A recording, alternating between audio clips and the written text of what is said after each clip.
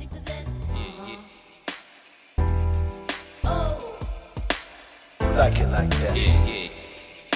Hey yo, listen. What you want? Drop it low to the flow. Oh. Like it like that. Yeah. Oh. Are you ready for this? All right, so welcome to another deep dive, everybody. Today we're going to try to unpack President Trump's bombshell announcement of new tariffs on goods from the EU, Canada, Mexico, and even China. Yeah, it's a pretty big deal. It's a lot to try to sort through. But I think we can help you understand what's going on here, why it matters, what it could mean for you as an individual. I mean, did you know that Canada's former finance minister wants to hit back by putting huge tariffs on Teslas? Yeah, that's pretty interesting. And then you've got Trump on the other side claiming that these tariffs will somehow make the U.S. very rich and strong.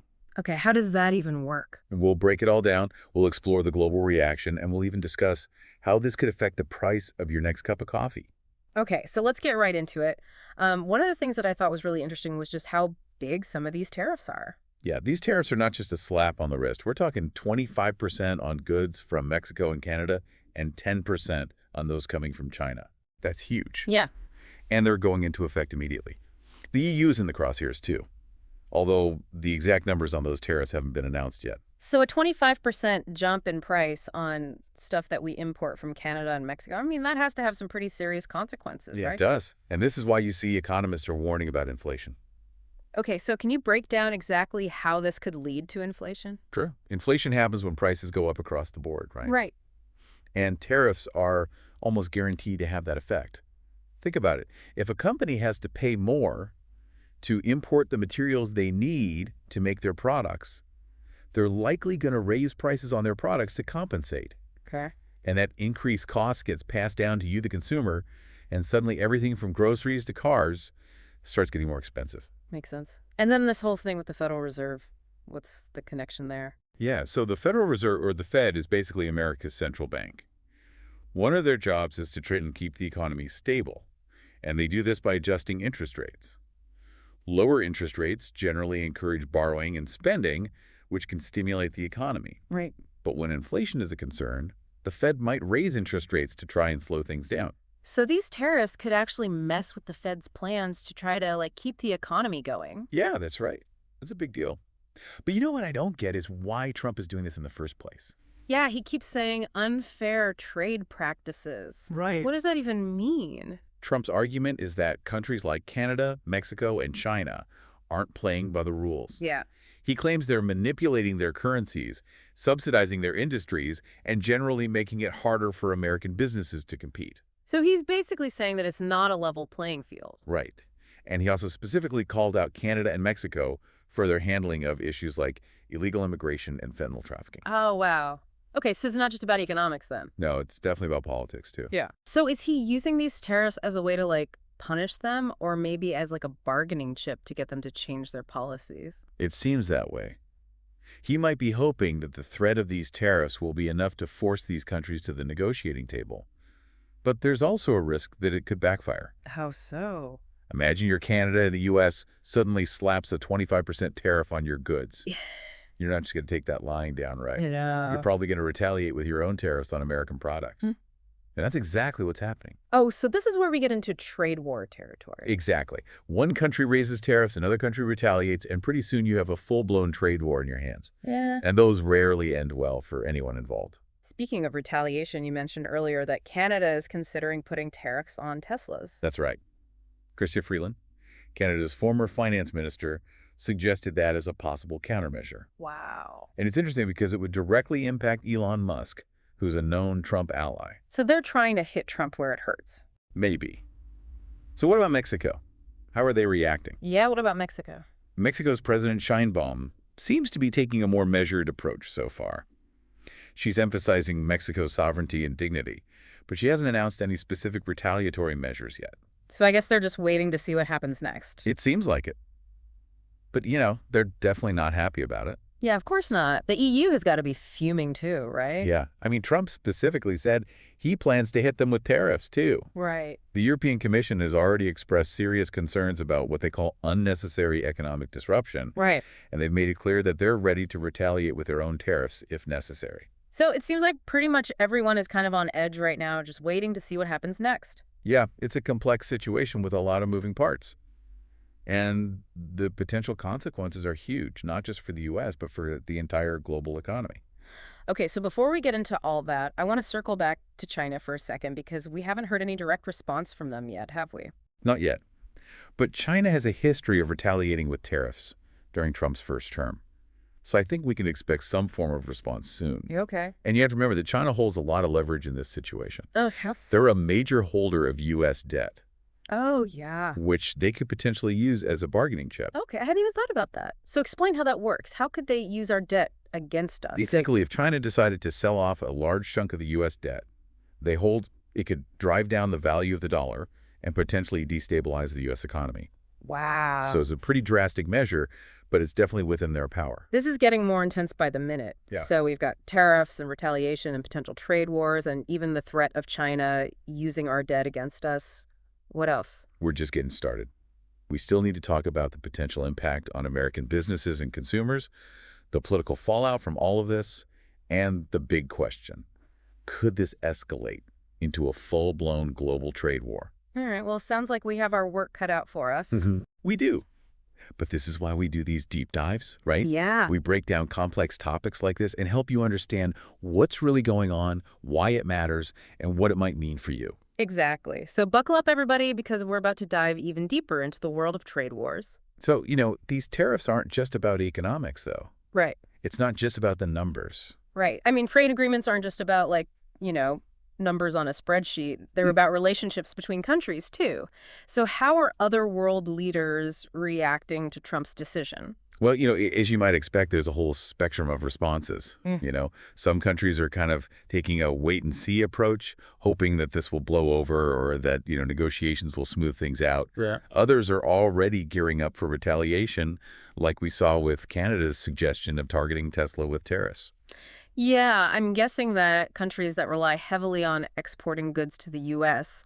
are probably particularly worried about this. Oh, absolutely. Yeah. Their economies could take a really significant hit if these tariffs remain in place. And that could also lead to some political instability as well. Yeah. Kind of like a domino effect. Yeah. That could have far-reaching consequences. So So we talked about the economic fallout and the political tension, but I mean, what about the average American? How are businesses and consumers reacting to all of this? a lot of anxiety, to put it mildly. Businesses that rely on imported goods are facing a tough choice. Mm-hmm. They can absorb the increased costs and potentially lose profits, or they can raise prices and risk losing customers. And neither of those options sounds particularly appealing. No, not at all. It's kind of a lose-lose situation for a lot of businesses, Mm-hmm. especially small and medium-sized enterprises Right. that don't have the same financial cushion as larger corporations. And that anxiety kind of trickles down to consumers too. Right, because no one wants to see their weekly grocery bill go up or the price of gas go up. Exactly. So do you think there's any chance that Trump backs down from these tariffs? Or is he just too dug in at this point? It's hard to say. Trump is known for his unpredictable negotiating style. He might be using these tariffs as leverage, to get better trade deals. And if that works, he could potentially roll them back. But he's also shown a willingness to kind of stick to his guns, even when he's faced with really strong opposition. It feels like we're in a bit of a holding pattern then. Kind of, yeah. Just waiting to see what happens next. Mm-hmm. So while we wait, let's kind of zoom out a bit and look at the bigger picture. What are the long-term implications of all of this? One possibility is that these tariffs could accelerate a shift that's already been happening in global trade accords. Countries might start looking for new partners, creating new trade agreements that kind of bypass the U.S. We could see a sort of realignment of global trade alliances with the U.S. becoming more isolated. So a less globally connected U.S., that's kind of a big shift. It is. Huh. And it could have some significant consequences for American businesses and consumers. I mean, think about it.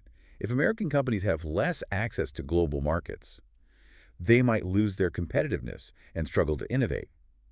And if American consumers have fewer choices and higher prices, it could impact their standard of living. So it sounds like this could be a lose-lose situation for pretty much everyone involved. It could be, but, let's not get too doom and gloom. Right. There's still time for things to change. This is a very dynamic situation. It's not over. Yeah, and the outcome is far from certain. We're not trying to predict the future here, just kind of explore the different possibilities and help you understand the complexity of all this. Exactly. It's all about giving our listeners the tools to think critically about these issues. Right. I want to go back to something you mentioned earlier about the fentanyl trafficking. Mm-hmm. So Trump has cited this as a reason for targeting China and Mexico with tariffs. Can you explain the connection there for our listeners? Sure. So the opioid crisis is a huge problem in the U.S., and a lot of the fentanyl that's entering the country comes from China and Mexico. Okay. And Trump's argument is that these tariffs will help reduce the flow of fentanyl into the U.S. I can understand the logic there, but is using tariffs really the most effective way to address a problem like drug trafficking? It seems like a pretty blunt instrument to deal with something so complex. That's a great point. A lot of experts think that tariffs are unlikely to have much of an impact on the flow of fentanyl. And some even worry that these tariffs could backfire and make the problem worse. How so? Well, if tariffs drive up the price of fentanyl, it could become even more profitable for the criminal organizations that are smuggling it. Oh, wow. So the cartels might actually end up making more money. So it's a classic case of unintended consequences. You try to solve one problem and you Right. might just end up creating a whole bunch of new ones. Exactly. And that's why it's so important to really approach these issues with a nuanced understanding of all the complexities. There are rarely easy answers when it comes to global trade and international relations. Okay, so we've covered a lot of ground here.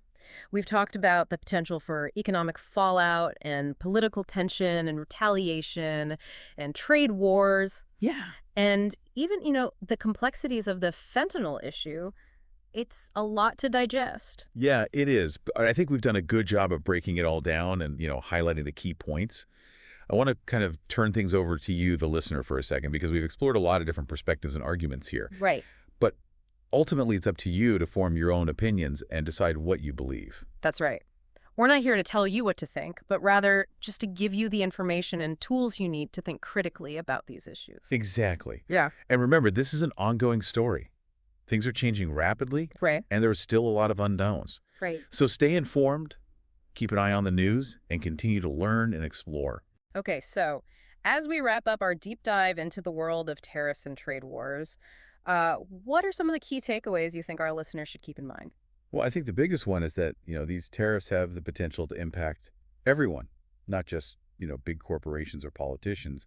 We've talked about how this could affect prices on everything from cars to groceries and, how it could even impact jobs and the overall economy. Yeah, this isn't just some abstract economic debate happening, in some ivory tower. This is something that could have very real consequences for people's everyday lives. Exactly.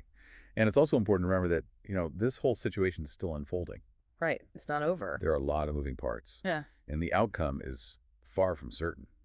So I would encourage our listeners to stay informed, keep an eye on the news, and think critically about how all these developments might affect them personally. Yeah, I like that stay informed and think critically because it's so easy to get swept up in the headlines and the political rhetoric. But, it's important to step back and analyze the situation from different angles.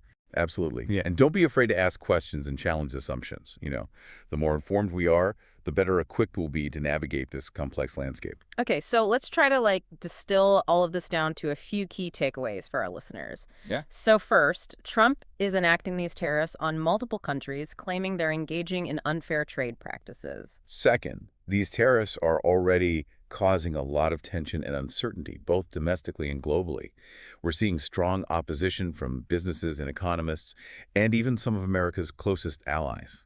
And third, this situation is incredibly fluid, and the outcome remains to be seen. It could lead to renegotiated trade deals or a full-blown trade war or something in between. Yeah, it's a real nail-biter. It is. But hey, that's what makes these deep dives so interesting. Right. I mean, we're exploring the most pressing issues of our time, and, there's always something new to learn. Yeah, I couldn't agree more. It's fascinating to watch these events unfold and, try to make sense of it all. Absolutely. So you know me, I always like to leave our listeners with a thought-provoking question to ponder. So here it is. If you were in charge of negotiating with President Trump, what strategy would you use to try and avoid a damaging trade war? Ooh, that's a tough one. He's definitely not known for being an easy person to negotiate with. Yeah. But I think maybe appealing to his desire for a strong economy and, highlighting the potential negative impacts of a trade war on American businesses and consumers, that might be a good starting point. Yeah, I mean, maybe focusing on like the potential for job losses or emphasizing, that tariffs often lead to higher prices for everyday goods. Right. Those are definitely valid points. Yeah. I think ultimately the key is to find some common ground and emphasize, the shared goal of a healthy and prosperous global economy. Well said. All right, everyone. That wraps up our deep dive into the complex world of Trump's trade wars. We've covered a lot of ground today, but this is really just the beginning of the conversation. As always, we encourage you to continue exploring this topic, stay informed, and form your own opinions. And if you're feeling overwhelmed by all the economic jargon, don't worry. We're here to break it down for you. Just remember, tariffs are kind of like adding extra spice to your economic stew. A little bit can add some flavor, but too much can just ruin the whole dish. That's a great analogy. I might have to steal that one. Feel free. Until next time, keep diving deep and stay curious. Are you ready for this? Yeah, yeah. Oh, Like it like that. Yeah, yeah. Hey yo, listen. What you want? drop it low to the flow. Oh, Like it like that. Yeah, yeah, yeah. oh. Are you ready for this?